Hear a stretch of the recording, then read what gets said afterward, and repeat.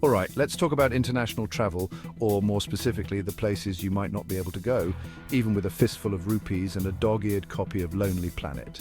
We're zooming in on India today, but this isn't about spicy food or Bollywood dance numbers. No, this is about something far less fun: travel restrictions. And before you say it, yes, every country has them, but we're talking about a specific list, a top 10, if you will, of countries that Indians might find particularly difficult, if not impossible, to visit in 2025. Now, I know what you're thinking. John, why you got to be the harbinger of bad news? I was just about to book a trip based on that Bollywood movie where they inexplicably break into song in the Swiss Alps. Look, I get it, but someone's got to talk about the elephant in the room, or in this case, the country's potentially barring the elephant from the room. So buckle up, Buttercup, because we're diving headfirst into the bureaucratic labyrinth of visa regulations, political tensions, and frankly, some head-scratching reasons why certain countries might just tell you namaste, but no entry. First up, we've got Country A. Now, Country A is lovely this time of year if you're a fan of, well, not being allowed in. Their visa process makes getting into an Ivy League school look like a walk in the park. We're talking about a level of paperwork that would make a tax accountant weep. Think about it: application forms, financial statements, letters of recommendation from your childhood pet, you name it, they require it. And even then, there's no guarantee. It's like trying to win the lottery, but instead of millions of dollars, the prize is a 30-day tourist visa and a vague sense of relief. Next on our list is Country B, a place where the only thing tenser than their visa requirements is their relationship with, well, everyone. We're talking about the kind of political climate that could curdle milk. Look, I'm not here to take sides, but let's just say Country B and India haven't exactly been exchanging friendship bracelets lately. More like exchanging strongly worded diplomatic memos and maybe the occasional glare across the UN General Assembly. Country C.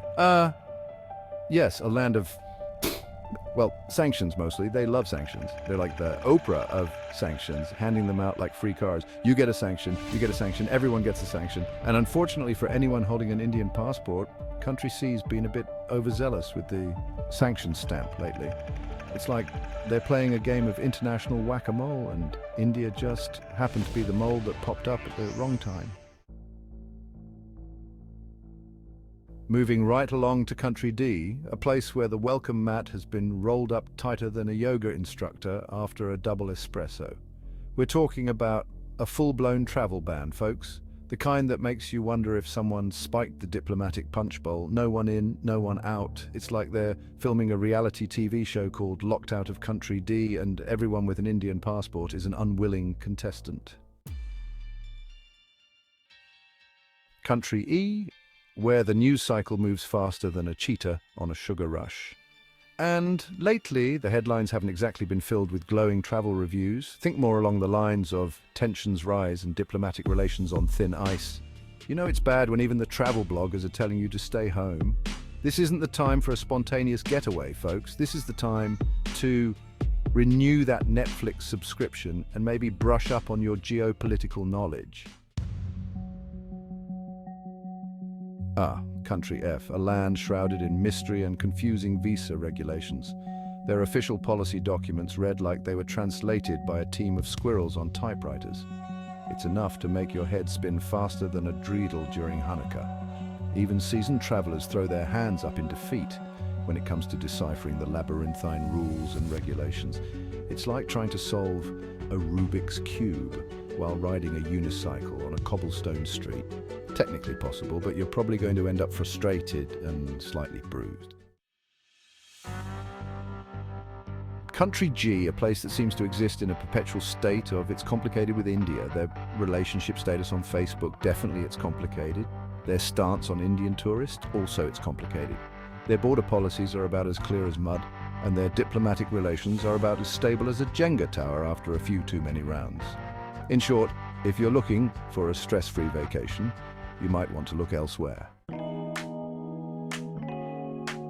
Now, Country H is a bit of a head-scratcher. On the surface, everything seems hunky-dory, smiling diplomats shaking hands, trade agreements being signed, the whole 9 yards. But then you dig a little deeper and realize things aren't quite as rosy as they appear. It's like that friend who's all smiles in public but then talks behind your back the second you turn around. Sure, they'll wave their flag and talk a big game about international cooperation, but when it comes to actually issuing visas to Indian citizens, well, let's just say they develop a sudden case of lost paperwork syndrome. Country Wuyan, where the past has a way of casting a long shadow on the present. We're talking about historical baggage, folks, the kind that could fill an Airbus A380, and unfortunately that baggage includes some pretty tense relations with India.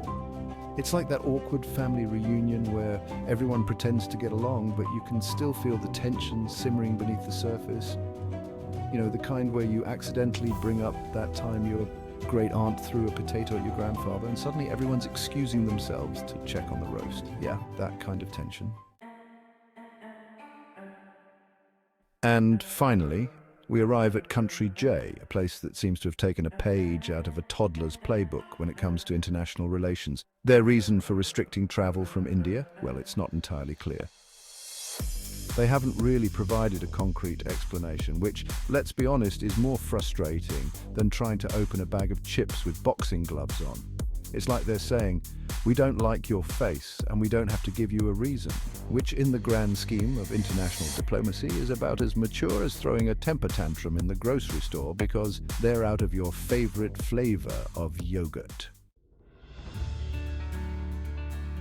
So there you have it, folks, our whirlwind tour of 10 countries where Indians might find themselves facing some travel hurdles in 2025. Now, before you go cancelling your travel plans and investing in a lifetime supply of ramen noodles, remember things can change. The world of international relations is about as predictable as a game of pin the tail on the donkey after a few too many margaritas. What's off limits today might be the hottest travel destination tomorrow. The key is to stay informed, do your research, and maybe pack a healthy dose of patience along with your passport. And who knows, maybe by next year we'll be bringing you a top 10 list of countries that are rolling out the red carpet for Indian travelers. But until then, stay informed, stay curious, and for goodness sake, subscribe to this channel for more updates on the ever-changing world of travel.